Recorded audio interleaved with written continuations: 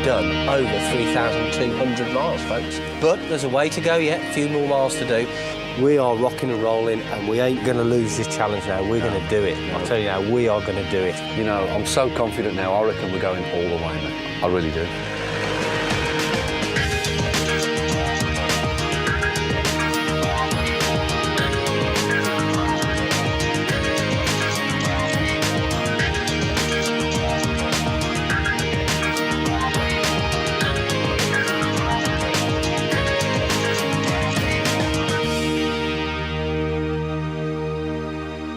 Well, the great rod race moves on, and with it comes a change in the weather. So far we've done well, very well actually, and we've bought ourselves a little bit of time to catch our next target species, which is a fish called the chub.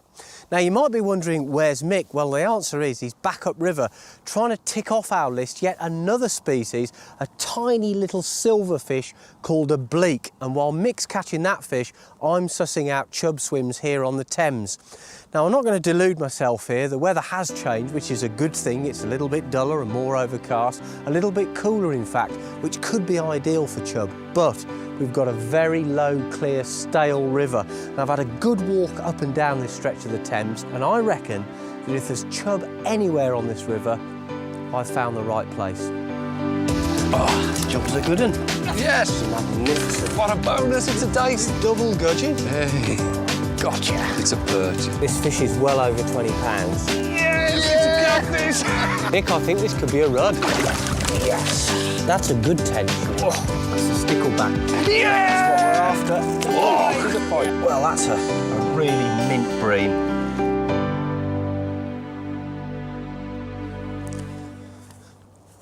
Well, this is it. Check this out. Now, chub love cover, and the only bit of cover I can find on this whole stretch of river is this huge great wall that runs right alongside the river. It belongs to a big house over at the back there, and this is the sort of place that chub are going to be drawn to almost magnetically. How are we going to fish it? Well, that's a little bit of a dilemma. Big baits or the match style approach. I think we'll go for a compromise. I think what we're going to do is start off by feeder fishing tight to the wall, and then as the afternoon wears on, we can maybe start to play around with some of the bigger baits like bread and cheese paste, luncheon meat, that sort of thing, and try and catch maybe a bigger fish. But this place does reek of big chub, I've got to say.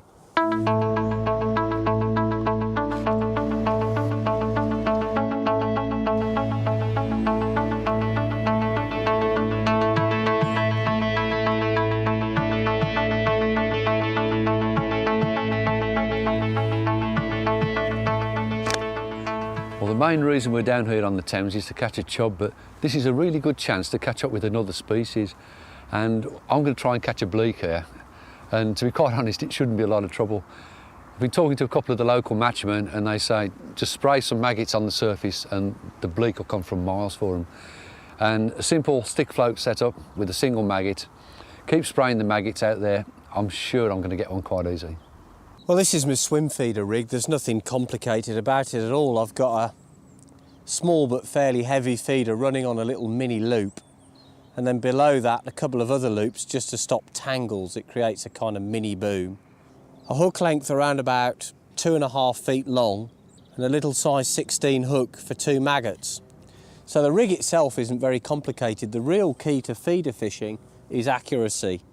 You might not get chub at first, but if you can keep hitting the same spot, casting very close to that wall over there, I feel sure that if there are chub in the area, eventually they'll move on to the bait. Now, here's a tip for you. When you're going to use a swim feeder, the first thing to do is to bait your hook with the maggots. Don't fill the feeder first and then try and put the maggots on, because by the time you get there, what you'll find is that the feeder's emptied, all right? So first thing, bait your hook. Now there's a pair of maggots. They look absolutely divine. They're wriggling around like crazy, very appetizing, and if you were a fish, you'd be bound to eat those, wouldn't you? Next stage of the operation is to lift the cap on the feeder and fill the feeder up, pop the cap back on, and then make your cast. And it's very, very important that you're sitting in a nice, comfortable position. You've got everything to hand, and you can concentrate on hitting that same sweet spot every time.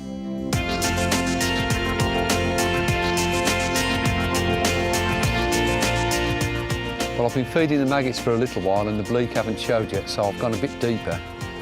And I'm just getting 1 or 2 little knocks now.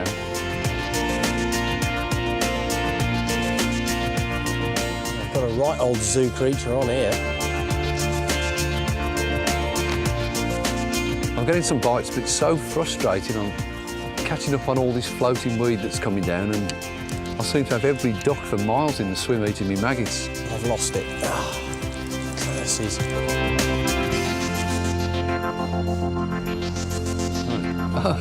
It's a little teeny fish caught up in the weed, and in actual fact, underneath all this weed is a little minnow.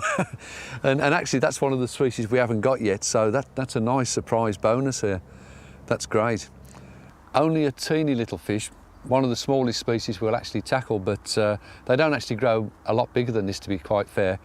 In this area of the Thames there's lots of bleak and minnows, and while I was just about to strike that, I saw a perch strike, and little species like this, little teeny minnows and the bleak, they're a great food source for the perch, so I'll put him back to run the gauntlet again.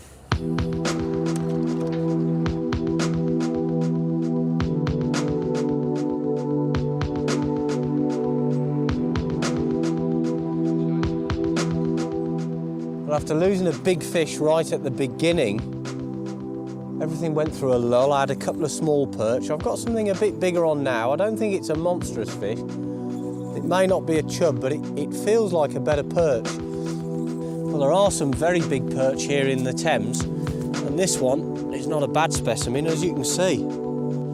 You can't argue with that. That's an absolute beauty. Bit of an old warrior, but a really solid, heavy fish. Fish like this one will feed on immature crayfish, and they'll grow very big as a result very quickly, so who knows, might even get a monster perch. Well, the bites are coming thick and fast now. Here we go. That one's taken on the drop. That, if I'm not mistaken, yeah, that's what we're after. I knew that was going to be a bleak because it took the maggot on the drop. Bleak are basically a surface feeder. If you look at the way the mouth is upturned, they do a lot of the feeding up on the surface, and although I've got the float set for fishing on the bottom, this bleak actually took the bait as it was coming through the surface layers. They can actually drive you mad when you're trying to catch bigger fish. The matchmen don't tend to like them because you need lots of those to make up a good weight, but quite often though they'll save the day when it's difficult to catch anything else. Easy to tell a bleak from a roach or a chub or a small dace because they've got this extremely bright finish. If you sort of tip it on its side, it almost gleams like a mirror. The other thing about the bleak is it's a great food source for the predators of the river. Wherever you get lots of bleak, there's usually good perch and good chub and probably good pike as well, all feeding on this mini species which, once it takes a hold in a river, really takes over. I'm told that the Thames in this area has got tens and thousands of them. So that's another one we can take off the list. We've got the bleak, we can move on, that's great.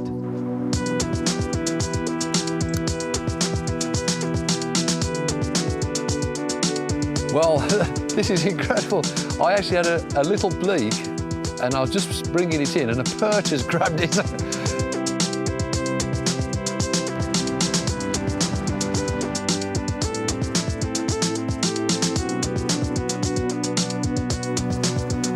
I've gone for a change of tactics.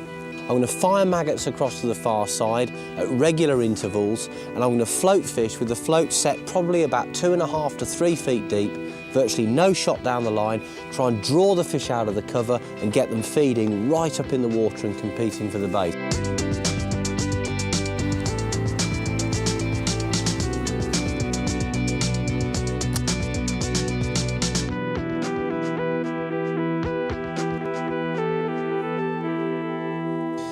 Well, this is an American signal crayfish. This is what's littering the bed of the Thames, and it's one of the reasons that there are so many big fish in the river. This is a species of crayfish that's not indigenous to this country. It was brought in from the United States of America, and it's called a signal crayfish because, I don't know whether you can see this, on the underside of its claws, it's actually red, and it uses that as a signal. When it's threatened, it rears up and flashes that red danger sign at anything intending to eat it. Now, the thing with the signal crayfish is that it's a very voracious scavenger. It eats all sorts of things on the bottom, little invertebrates and crustaceans. But the flip side is that some of the fish in the river will eat the immature signal crayfish and grow very large as a result.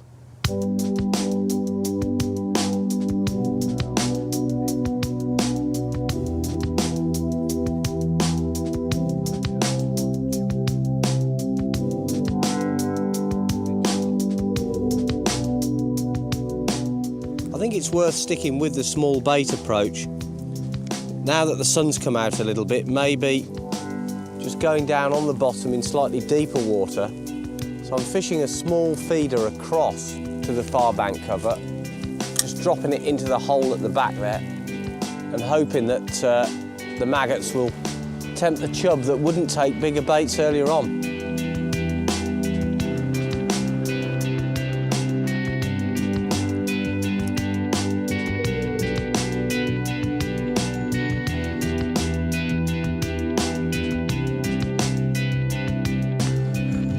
Well, I think I've done really well there. I got a bleak and a minnow, so that's given us a bit of extra time to play with. But I think we're going to need it because, looking at the conditions, I don't think these chub are going to be a walkover by any means. It's too clear and there's not enough pace there. Anyway, I'm going to head on up and see how Matt's getting on. I think he might need a bit of help with this one. Well, now we've moved from the outskirts of Oxford, where we had some lovely fishing, but we didn't catch any chub, almost to the inner city itself. And here, right in Oxford, you'll find an amazing network of little backwaters of the River Thames. There's the main river itself, the Oxford Canal, and all these wonderful back channels. And it's here, right in the urban part of the city, that we're hoping to find that elusive chub.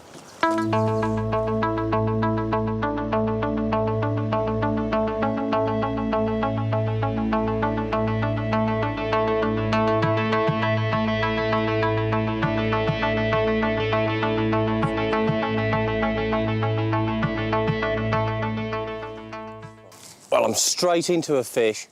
It seems that the fish on this little cut are actually quite well spread out, and if you can get on the fish, they'll take straight away, but it's real feast or famine stuff. There's lots of spots with no chub in them at all, and I've been feeding this little swim now for about 10 minutes.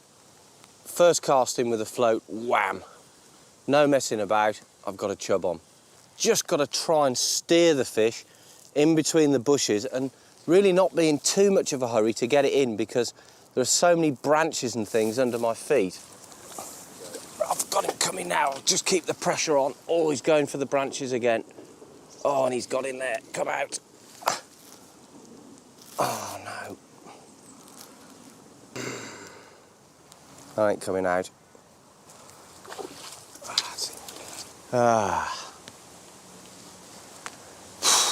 Looks like I've got to step up my gear. What was you on there, 5 pound? Yeah. Low diameter hook length and straight into the snag. It was a good chunky fish, wasn't it? Yeah, it was. It was a nice fish, Mick.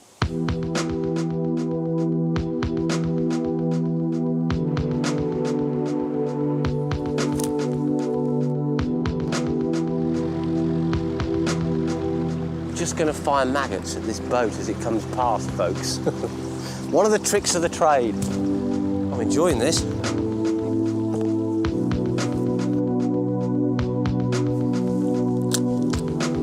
I'm into another one now. It's a smaller fish this time, I think. Try not to repeat the same mistake. Give it some stick when it gets near those branches. Keep it coming towards me. Here she comes. Yes, got it. Well, unfortunately, that's a much smaller fish than the one I just lost. But I've got the fish going. Look at the maggots inside the chub's mouth. You can see that it's been feeding. It's absolutely crammed with maggots. Now, fish like this one typically are 2 or 3 pounds when they're adults, but they can achieve incredible weights in the right environment. And on a river like the Thames, where you've got a population of signal crayfish for them to feast on, a fish like this one could reach weights of 6, 7, or possibly even 8 pounds, which is amazing, really. Pop this one back in the net. Now, the key to catching chub on a float with maggots is to exploit the competitive behaviour of the shoal of chub. And you'll need a fair bit of bait to do that. I've got here about 3 pints of maggots. Doesn't particularly matter which colour you go for, it's the way you feed them that counts.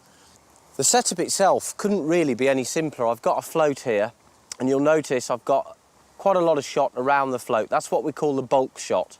Not only do they keep it in place on the line, but they also cock the float so it sits nicely in the water.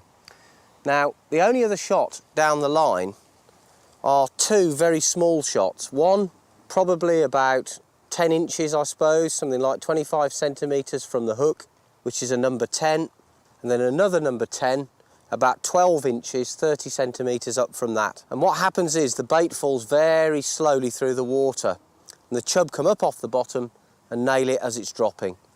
You'll notice the hook is very small. It's a strong, small, size 18 spade end hook. That gives me a good presentation, but it's got enough strength to hold the fish.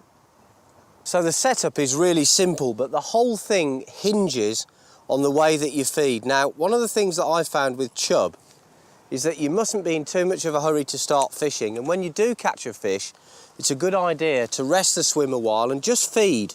Don't cast straight back in, because by feeding a little bit more without putting a hook bait in there, you'll increase the confidence of the remaining shoal members and they'll become more aggressive, and the frequent result is that when you cast back in, you'll get a bite straight away.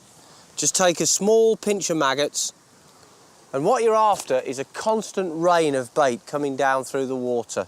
Now, it's easy to feed like this when you haven't got a float in the water, but even when you're float fishing, you must keep feeding. It's very important.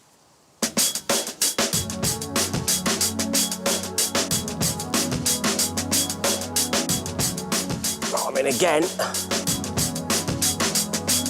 Brilliant fishing. Fabulous fish.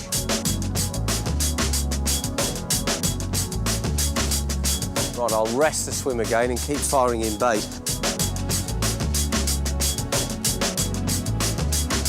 Well, this is turning into a very good day. There you go, another nice chub.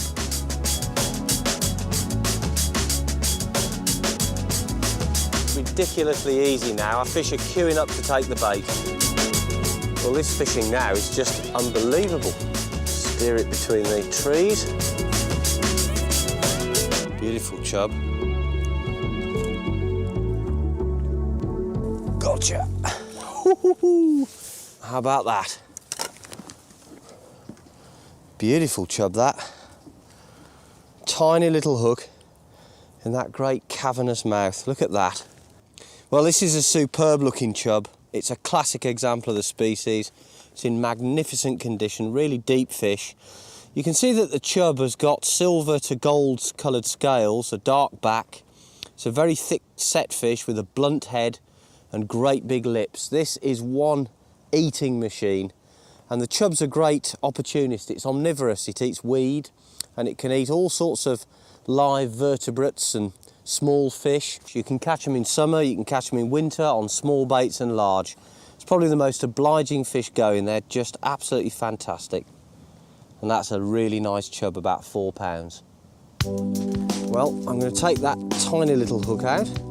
It's locked right into the corner of the fish's mouth. There it goes.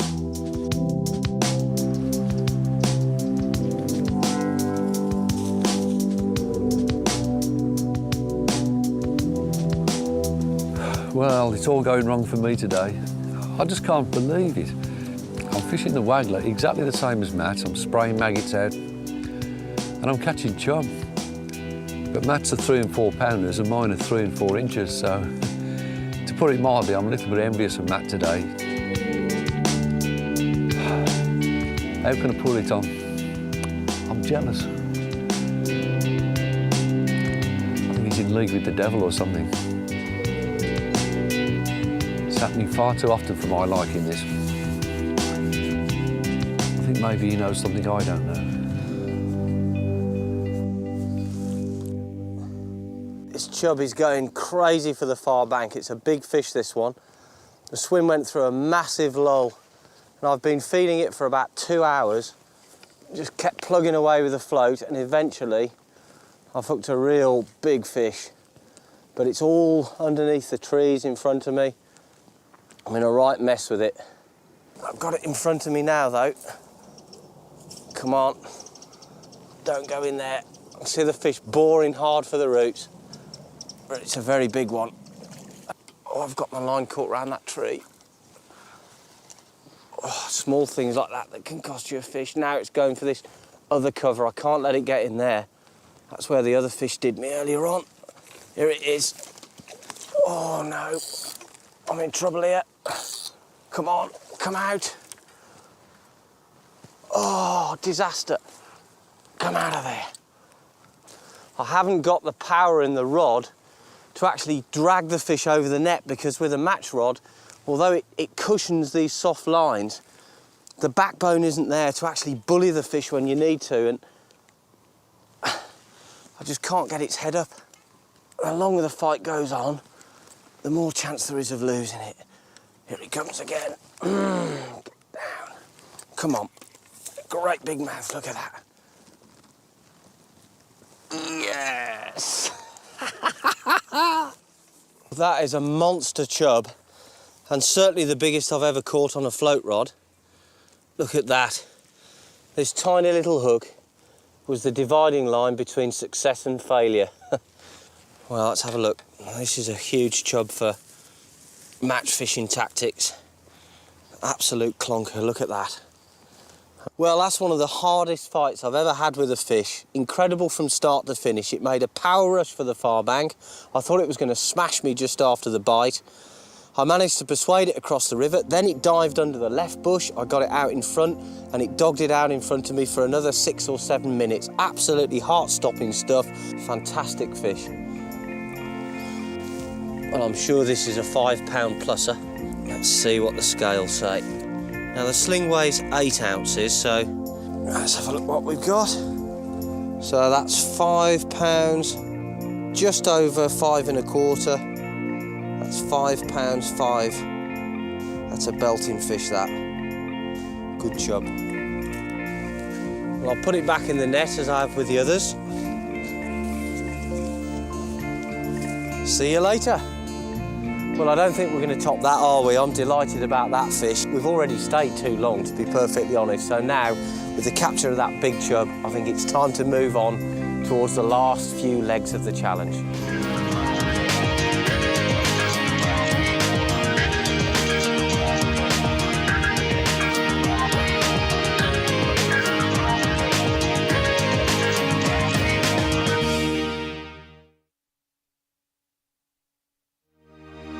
Well, it's nice to be back on the lower Severn.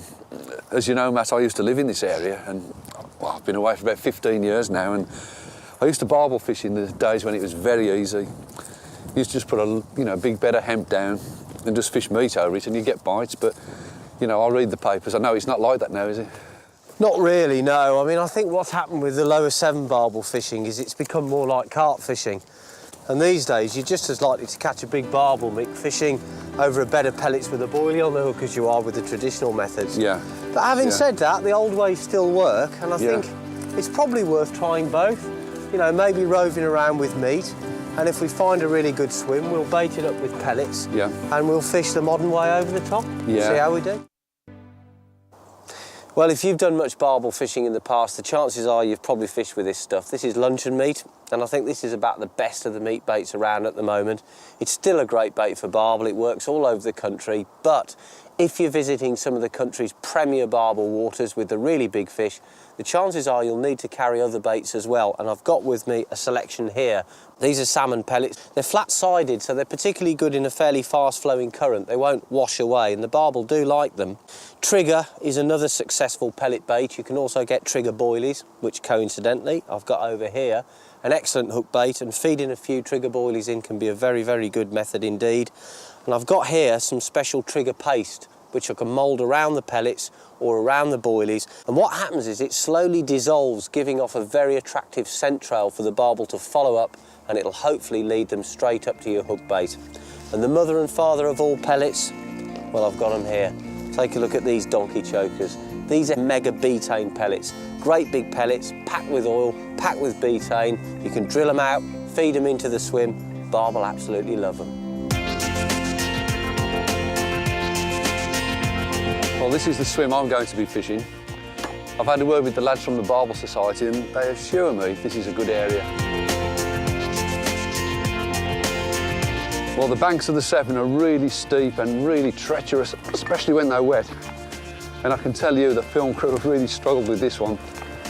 But to us Brommy anglers, raised on the river, this is no trouble at all. Well, Brownie might be moaning about the banks, but I don't know about you. I reckon I've got mountain goat-like agility. Psychologically, the lower Severn's a very difficult river to fish. What we've got here is a giant flowing canal at this time of year. And when you're confronted by a huge sheet of water like this, the obvious question is, where do I fish and how do I go about it? The first thing you've got to understand is that the barbel on this river graze it like sheep. They'll be located in certain key areas. You've no way of knowing where they are, and they do vary from year to year.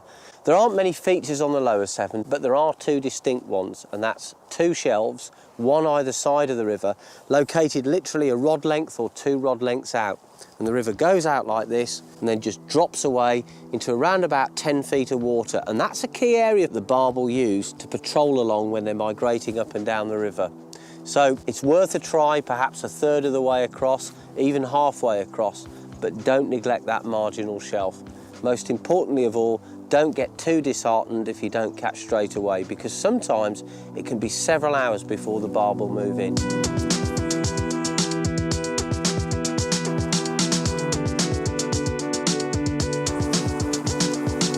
We haven't had so much as a line bite or a tap on the rod from a small fish.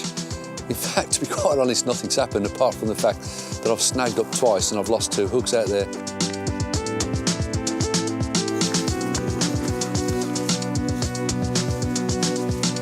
We've been up here today now for several hours. Time's running out for us. I've fished a swim further up the river and failed to catch. If we don't catch here, I think we're going to have to continue with the rod race, and if there's time, come back to this. I'm really just fishing for one bite here.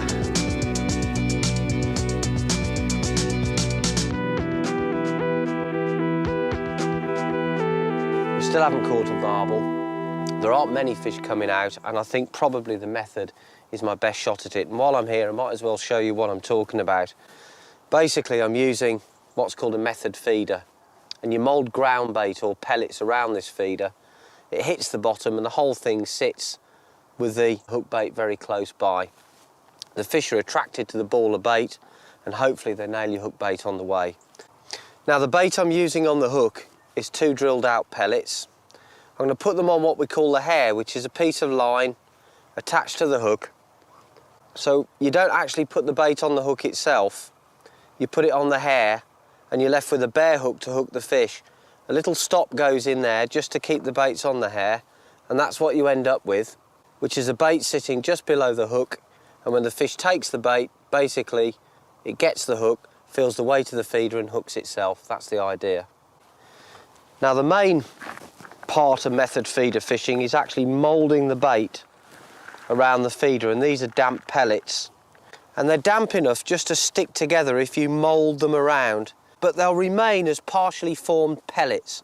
And when this ball hits the bottom, we end up with a pyramid or a pile of pellets, all tightly packed around this feeder and very close to this hook bait. Maybe, had I been using this technique earlier on, it would have bailed me out the cart. And there you go. A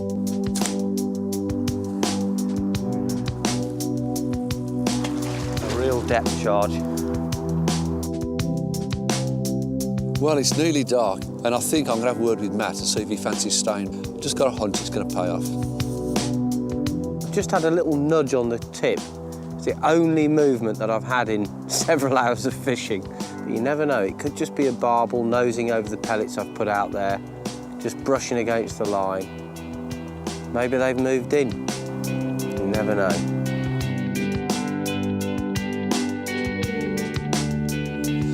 Well, this barbel's proving to be a real tough one. We've been here ages now. As you can see, it's the middle of the night and we still haven't got one. We haven't even had a line bite.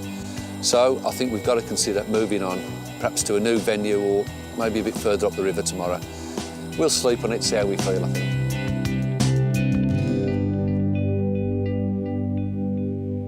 Last night it rained cats and dogs, and the amazing thing is I said the conditions could change, and they have overnight. Quite literally, There's a couple of foot of extra water on this river, plenty of colour, plenty of flow, which is good. My approach, I feel, is much better. I've got my act together here. I tidied all my kit up, reordered all the bits and pieces in my box, and I made up a couple of rigs that I think are really going to work. One of them you've already seen, which is the method feeder rig here. The other one, now this is a Richworth paste bomb. It's a specially designed ledger which you can mould a small amount of ground bait or paste around. And I've set that up to fish a single pellet hook bait. The pellets I've chosen to put on the hook are quite interesting. These are pre-soaked pellets, lots of flavour in there, and altogether I'm feeling very confident. I'm going to fish the method with pellets on one rod and the paste bomb with this ground bait on the other. So 2 rods, double the chance. I don't normally like doing this for barbel, but we've got to get this job cracked today. So I'm going to take 1 rod down at a time, put the paste bomb in first. Rod number 2.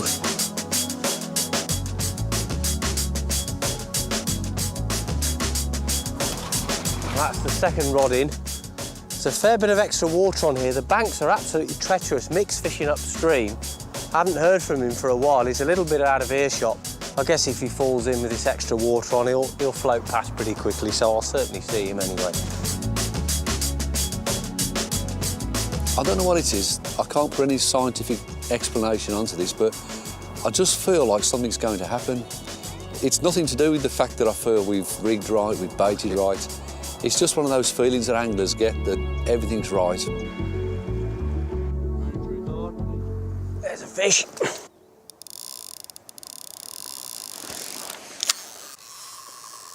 Oh yeah, I've got a good fish on here now, and it was a hell of a bite. And this has to be a barbel the way it's fighting. It's just going off upstream, dogging it really, really deep. Very steady. It feels like a good fish actually, this. The water's much more coloured, there's a lot more flow on today. So I've got to be careful. The fish is right underneath my rod tip, just circling around. They really hang on, these fish. They never know when to give up. It's still got loads of energy left. There she is, there's the method feeder. Looks to be a good fish, well over 8 pounds, possibly a bit bigger. Oh, come on. Right, keep this fish coming now. It's on its side. Might have a chance here. Here we go. Come on, Barbel, come on, come on.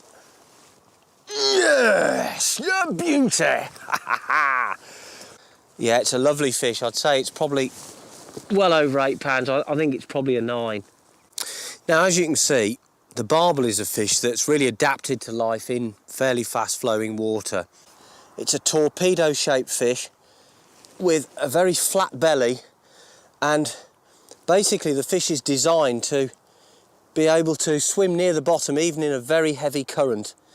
It's not a fish that's only found in fast water, but they're quite capable of surviving there, and it's this same shape that gives the barbel its incredible power. It's an amazing fighting fish. Now, the barbel is very much a bottom-feeding fish. One look at it will tell you that because of its shape, but also its underslung mouth. Let's just take this hook out. Now, you can probably see the barbel has 4 barbules, and those barbules there are actually taste receptors. They're very sensitive, and the barbel uses them to probe around among the stones on the bottom to locate its food.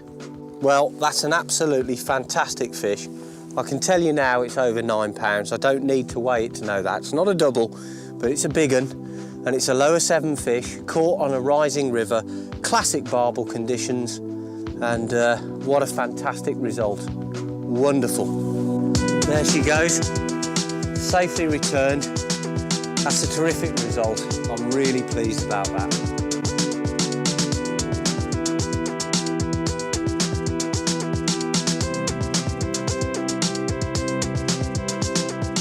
And here's my contribution to the barbel section of the Great Rod Race. It's a ruddy eel. My first proper bite all day. I don't know whether to throw the rod in or throw myself in. Oh, well, I suppose you want to see me unhook it, do you? All right, then. Watch this. If you've ever tried hooking an eel, It's a nightmare. I'm just hold it between my legs and hold it still. It's an absolute nightmare. I've done it. Well, the hook's out and there she is. There's not so many eels around as there used to be. When they're ready to go back to the Sargasso Sea for spawning, they do tend to go this silvery colour. So this eel here is probably on a 3-year journey across the Atlantic to its spawning ground.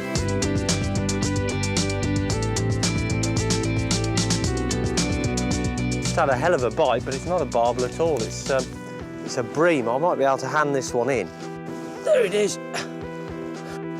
That's a cracking fish. I'm going to slip it straight back. Well, a pretty good end to the day, really. Mick's had an eel, I've had a bream and a lovely barbel as well.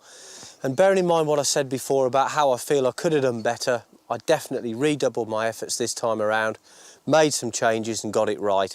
The conditions weren't that easy actually. The extra water was really good, but the water that came into the river was cold. And I don't think the barbel are feeding their heads off, but the tactical switches definitely worked, and I think a 9-pound barbel like that is a real result. And as far as the great rod race is concerned, well, I reckon the winning post is very much in sight. Not long to go now, just that final sprint, and I'm looking forward to it.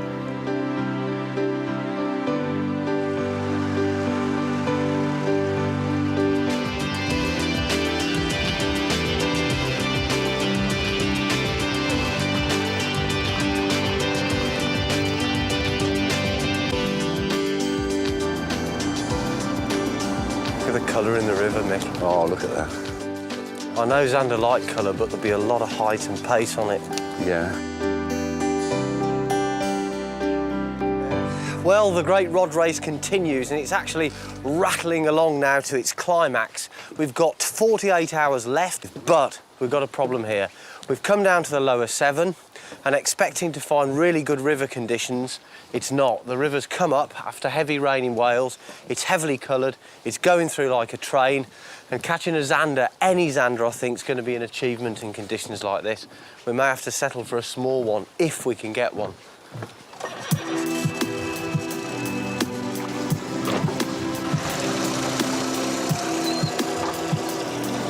Right, I'll start getting the kettle on, mate.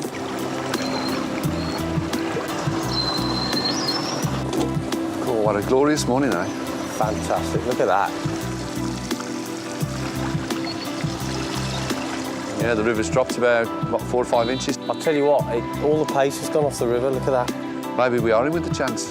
You know when someone's just dangling a bit of a carrot and you know you're so close. That's where we are now, but it could go either way.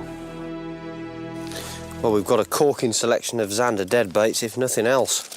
Got in this bag here some coarse fish dead baits like this dace here, which is freshly frozen, and then underneath we've got some eel sections. They're really good bait for Zander, they love these. When you're fishing for Zander, you do want freshwater baits, they won't take sea baits.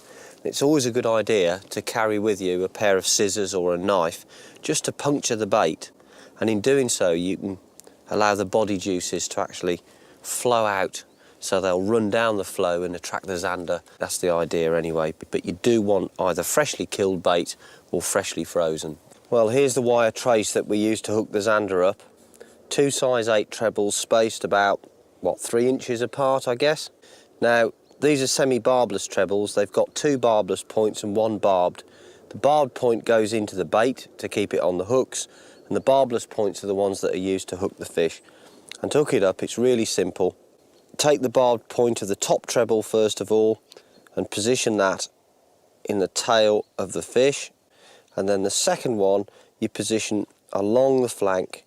Again, select the barbed point and just literally hook it up in its flank so that the 2 trebles sit like that. And there you are. Very, very simple way of hooking the fish, but very effective. Well, as Matt quite rightly says, Zander do prefer coarse fish, and my preference is for a piece of eel section. Always seems to fish well in collared water eel section. And the other great thing about it is the skin is so tough, you can perhaps get 3 or 4 fish off it. So let's see how they like this chunk of eel. Let's see what they think of that.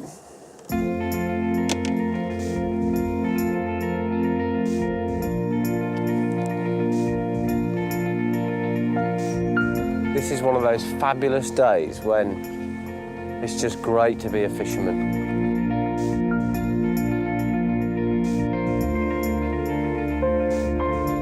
You know, I've got the feeling that these zander just aren't feeding. You know, we've tried all the little spots that we know where we've caught zander before, but we just can't get a bite.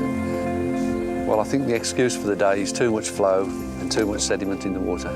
But that sort of thinking's not going to win the race for us, is it, Matt? I'm just thinking, Mick, we haven't tried putting a bait in close in among the trees, and it looks right, doesn't it? I think if they're here, Matt, you'll get one within 10 minutes. So if you can lock us off there, Mick. There's a sudden wind just sprung up from nowhere, and I'm sure it's going to bring rain with it. And we're right on the wire here.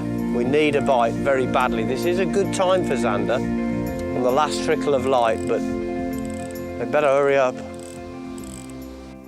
That looks like a touch, Mick. Just going to let out a bit of line now. It's going, mate. It's on the move. Yep, it's a take, isn't it? Definitely, yeah. Tighten up and have a look. Got him, Mick? Yeah, and I've got one, mate. Hey! Well done, mate. We don't know what it is yet. Oh, I think I know what it is. No, he feels like a pike, actually. Mick, there's about 3 minutes of light left. This had better be a zander. Oh, is it going to be a zander? Come on, baby. Come on. Yes! It's a zander! It's a zander! Get it in the blooming boat. No, we've caught it now, mate. We've caught it. You just get that in the boat. Actually, it's nicely hooked. Oh, yeah, look at that. Well it's done, not mate. a bad one, is it, mate? It's a beauty. It's the nicest zander in the world at the moment. Mwah. Well done, Brownie. I'm going to kiss the zander. I've kissed you enough this series. Well done, mate. God, get them forceps, mate. OK. We'll unhook it and... There you go, mate. You got it, Mick. Well done. Well, Well, there it is. There's the zander. And a bit of a change of plan. I changed from an eel section to a piece of roach, and I got it almost instantly. And they just didn't like my fancy old bit of eel section. Well, there's no mistaking the zander with the double dorsal fin. Show them that spike, Matt. The front dorsal very spiky, the back one very soft, rather like a grayling actually. And it's rather a prehistoric looking fish. Small mouth with gripping teeth at the front. And it's often known as the pike perch, and people seem to think it's a cross between a pike and a perch, but it's not in fact. And I've caught one. I'm so excited I can't describe it to you. Well, we've run this one so close to the wire. The zander have been in this river for about 20 years, and it seemed today as if we've been fishing for about 10 minutes. Time went so quickly, and it was absolutely hopeless, and we've left it to the last trickle of light, but you've got one. Yeah, I'm You've got so one. pleased, mate. Well, listen, Mick, put that fish back, Okay. and I've got a suggestion. Beautiful. I'm still going to hold its head against the current, just to give it a chance to recover.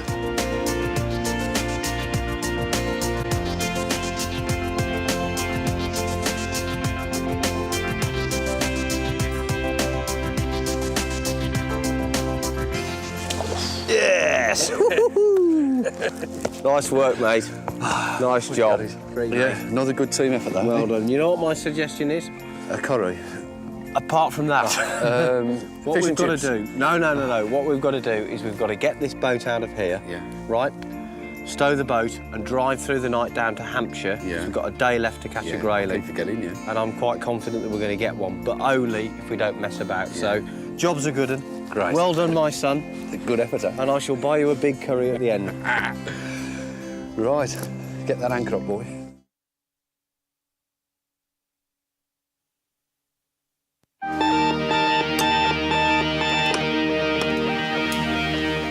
Well, it's the last day of the Great Rod Race, I think. I'm not quite sure where I am, actually. But last night, myself and Mick left the Severn and the Zander. And this is the last day. We're down here now in Romsey in Hampshire. We drove down to the house of a couple of friends of mine, and we've come here to catch the last species on the hit list, which is Grayling. Well, I tell you what, Brian, I think we've had about 2 hours sleep. Yeah, but it's nearly over now, isn't it? Yeah, my mouth feels like a monkey slept in it. It's terrible, isn't it? Do you realise by the end of today, we will either have done it or failed. Yeah, I know. Frightening thought, isn't it? Yeah, well, this is it, last lap. I probably didn't explain it very well earlier on, but in fact, this house here belongs to some friends of mine, Dave and Kay Stewart, who are famous fishers in their own right. And I'm told that Kay's much better than Dave, but we won't go into that. But anyway, they're very kindly allowed us to stay here, and quite rightly, they're not up yet. But me and Brownie are, because we've got a grayling to catch. And here, on the River Test, I think we've got a really good chance. Well, this is it, Mick. Yeah, they don't normally let characters like us on there, do they? I don't. This is the queen of all the chalk streams in England. This is the River Test down here in Hampshire, and it's a fabulous river. You can see the water's crystal clear. It's got luxuriant weed growth. If ever we were going to catch a grayling, mate, I know it's been a long, hard haul.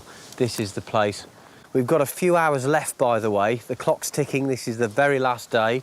We've come right down to the wire, but personally, I think we've done well to get this far, Mick. And look at this swim here, Matt. I'm going to get one out of this one. Well, we've got a diverse approach. I'm going to be doing some fly fishing, which is one accepted way of catching grayling. Mick's going to fish with bait, which is probably the best and the easiest way.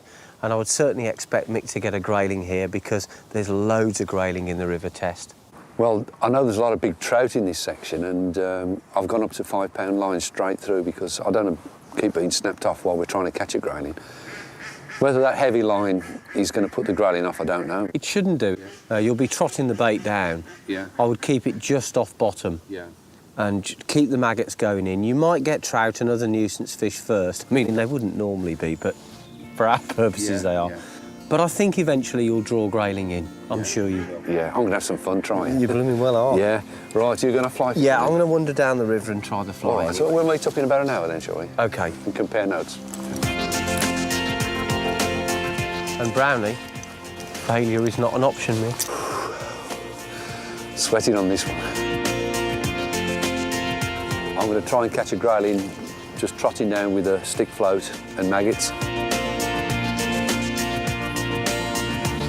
Just going to throw maggots upstream over the next 10 or 15 minutes and just let them trickle down that shallow water down into this deep hole here.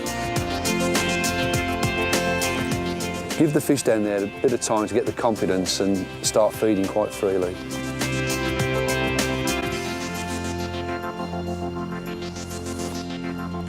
This is the float I'm going to be using. It's a heavy stick float, and at the moment I've got most of the weight bulked up under the float, and if I need to bring some down nearer to the hook to keep the bait close to the bottom, I can do that later, but I think I've got it set up pretty well for this swim. But one thing I must do is check the depth first of all. So I'm just going to put this little device which we call a plummet onto the line, which basically is just a little heavy weight with a bit of cork on it. I'll stick my hook into the cork, and I'm just going to lower it in quietly just to check if I've got the depth setting on the float right.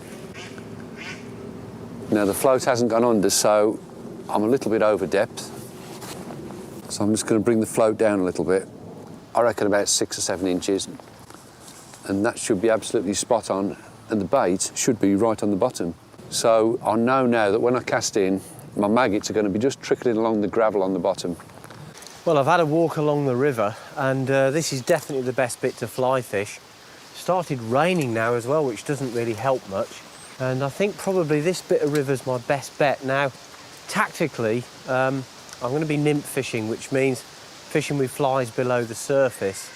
And I've got a team of 3 flies on. I've got a gold head, gold-ribbed hare's ear on the point, which is a very good all-round river nymph. I've got a little pink shrimp on the middle dropper and a pheasant tail nymph on the top dropper. So I'm covering my options really in terms of choice of flies. Normally, I'd like to dry fly this river and just have 1 fly on the surface, but well, the idea is to catch a fish, and I'm afraid the aesthetics of it can wait for another day. So I'm going to start over here, I think, up by this bridge, and work my way down this run towards Mick, and hopefully I'll catch something.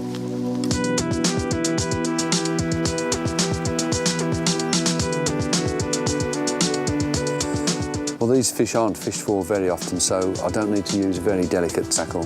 I've just got a size 14 hook tied straight through to a £5 line, and I'm going to put 3 maggots on, and that should do the trick. Well, someone's rather conveniently cut some steps in for me here. When you look at a river like this, it's very clear and shallow. You might think, well, I can't see any fish here. I'm sure there are grayling here in this lively current. What I'm going to do is work down here, making some short casts, and we'll see if we can pick up a grayling. I'm just going to check the clutch tension is correct.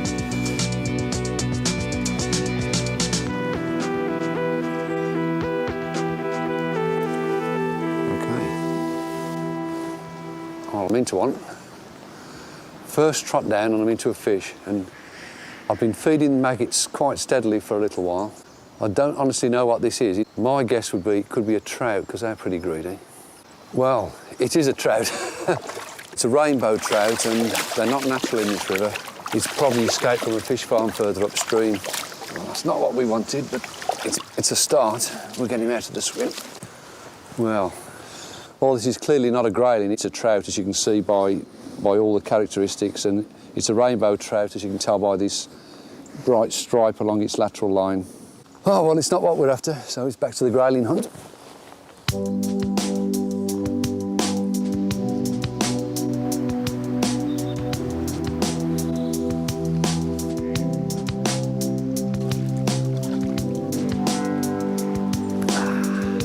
That might have been a grayling. I think I've just lost one. Well, I thought I'd got a grayling, but in actual fact, it's a roach. I thought it might be a grayling, and it's not. It's a little trout that's nailed my point fly and tangled all my line, and just shot off the line as well. Well, this could be our downfall on this river. There's lots of grayling here, but there's lots of other species too, and at the moment, the other species are beating the grayling to the bait. Just hope we get one before it gets dark. Well, I'm into a fish here.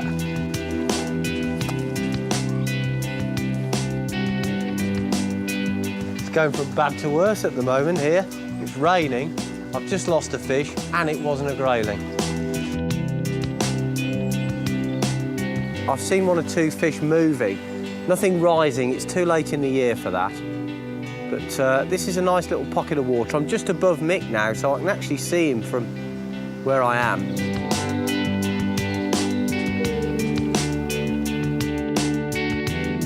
I think Matt's probably got a better chance on the fly, because I'm fishing blind here and I'm catching all the other species, but not grayling. At least fishing the shallow water, Matt's got a fairly good chance of targeting grayling. He's not likely to be catching other species. I wonder how he's getting on. Well, I've got the same problem as Mick here. In fact, this fish is storming off down the river. Second cast on the fly, and I'm into a fish, and it's a trout, and it's taken all of the fly line off the reel. It's now on the backing, and it's miles downriver. I'm into a good fish as well here. Staying deep. Oh, I think I've got a trout, actually. Oh, no. I'm not quite sure what's going on here. You've got me, mate. You've got me. We seem to be in a bit of a mess here. Matt's playing a trout right up there. I've had a bite down there, and somehow I've got his fish on the end of my line. I'm not quite sure what's going on here. This is farcical, Brownie.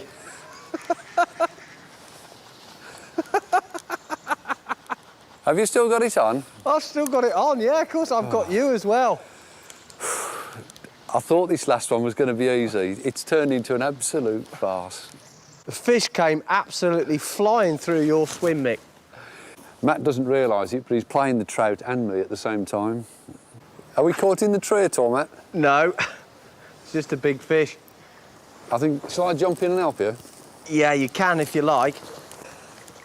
This one's so big, it's going to take two of us to land it. Oh, Christ. Sorry about that, folks. There's a tree stump just gone up between my legs. Do you want to send it down to me and I'll net it? I might be able to take it by hand, mate. Depends on how lively it is. It's a big fish. Come on, baby. Gotcha. Yeah, nice one, mate. Well, what happened there was my fly was seized by this fabulous fish, which I've nearly dropped. and it shot downriver right past the backing.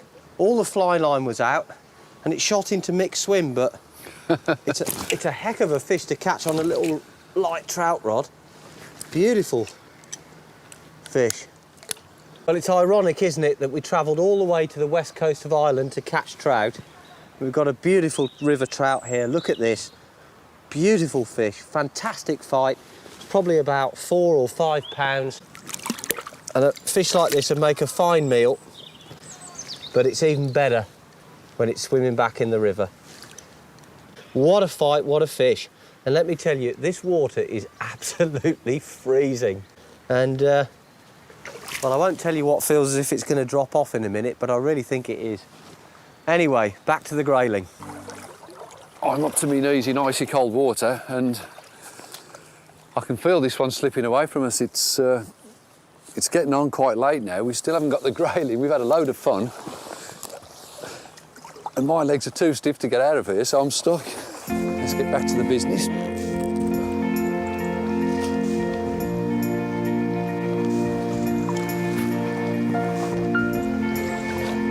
Well, this definitely isn't what we're after. It's a very big brown trout that's nailed my fly right in the middle of the river, and it's going absolutely ballistic, disturbing the Grayling run. Cool, it is a good fish. Come on. Well, that's a clonking great brown trout. Look at that. Absolute beauty. Really lovely looking fish too. Swallowed the fly, it really wanted that. It's taken the gold head on the point, which is a very, very good fly, and I'm hoping that that will find favour with the Grayling, but I won't catch a Grayling here now, not after all that disturbance. Let's put this fish back. Well, fantastic, but not a Grayling. The bites in this fast-flowing water are absolutely incredible. It's flicking, really. The problem is you can't work much fly line out. You're just flicking across the river. But when they hit it, they really hit it with a bang. It's tremendous sport.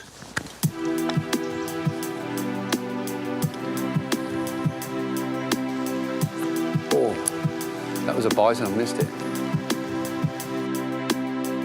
Time's pushing on now.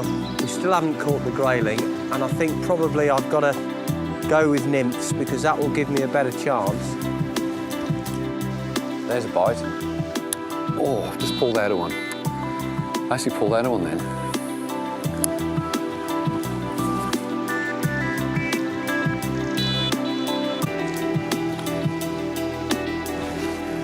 This is a fantastic swim, this is.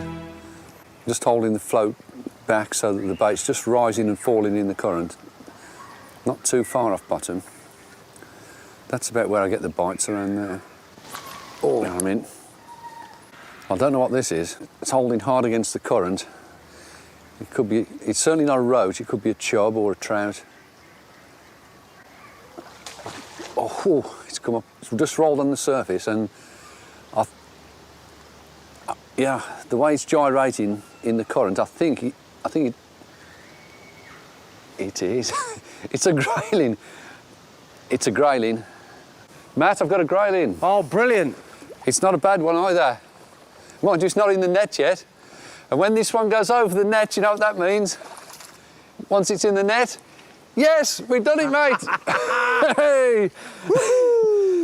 Oh, I can't tell you how this feels. Oh, I can, it feels bloody great. Matt, come down here. I'm coming.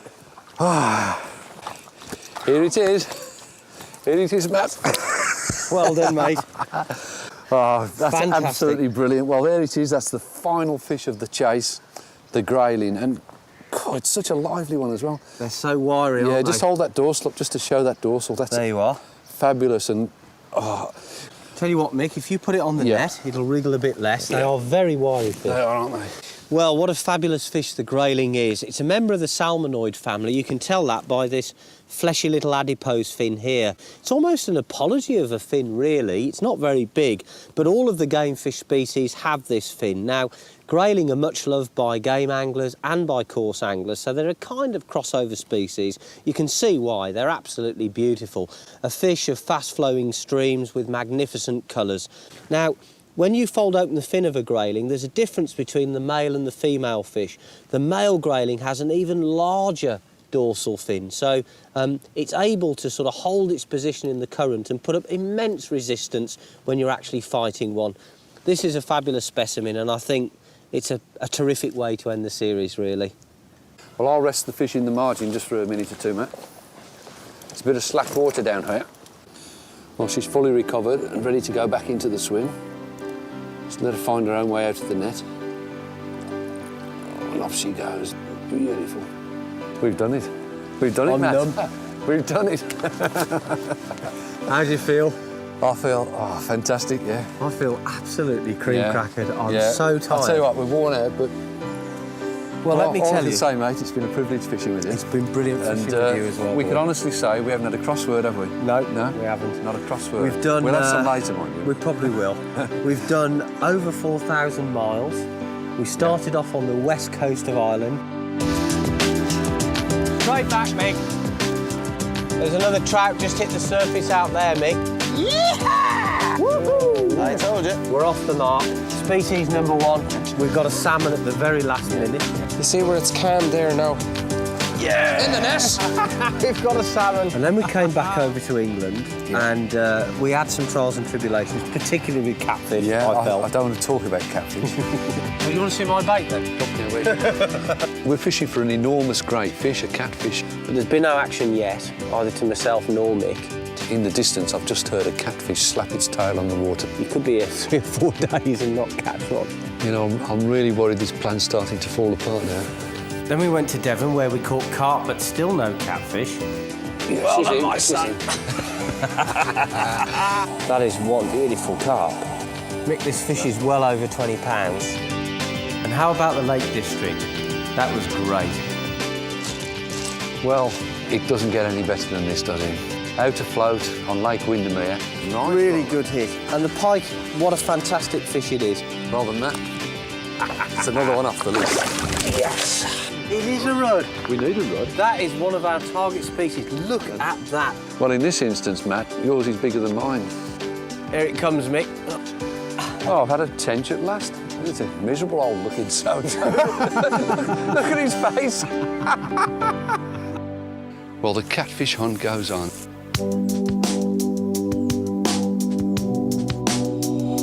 Well, we cast out at dusk, set our traps, and it's now the middle of the night. This is the last chance for catfish. I'm a bit disappointed with myself, really, because I really thought we could do this, you know, get the whole set, but it's looking like we're not going to get the catfish. Well, the line's just shot out of the clip on this rod. It was a real sharp bang, just one pull. I can't feel anything there. I'm going to wind down and have a... That may have been a half chance. I've probably blown it.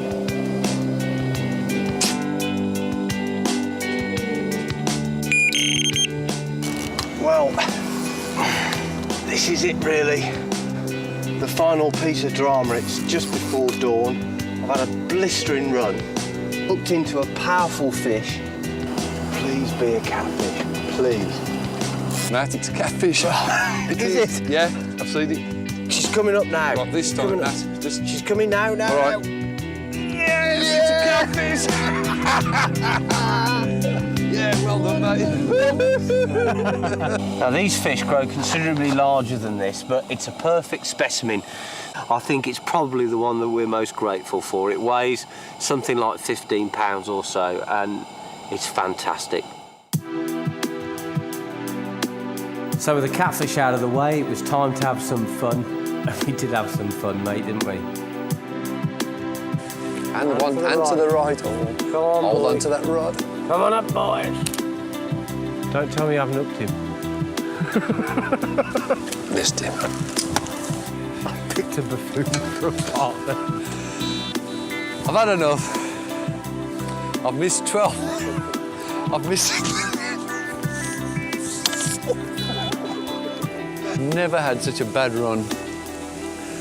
But we can laugh about it now. And I'll say this, Mick, I've done many things in my angling life, but I think as an achievement, To have gone out and caught 35 different species of fish in 30 days has to rank as one of the toughest but most enjoyable things I've ever done. About these huge oar.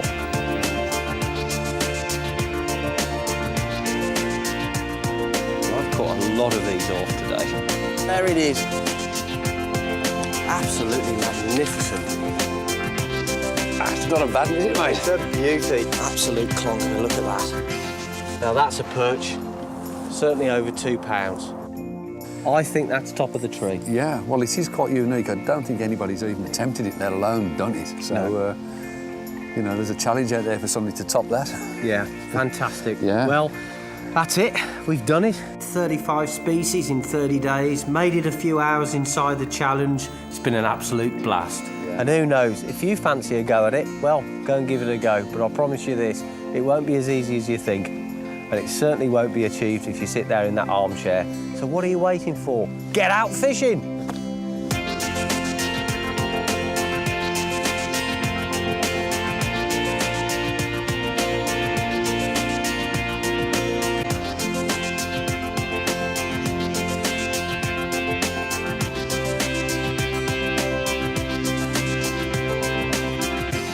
You know what I'm going to do right now? Throw me in. I'm going fishing.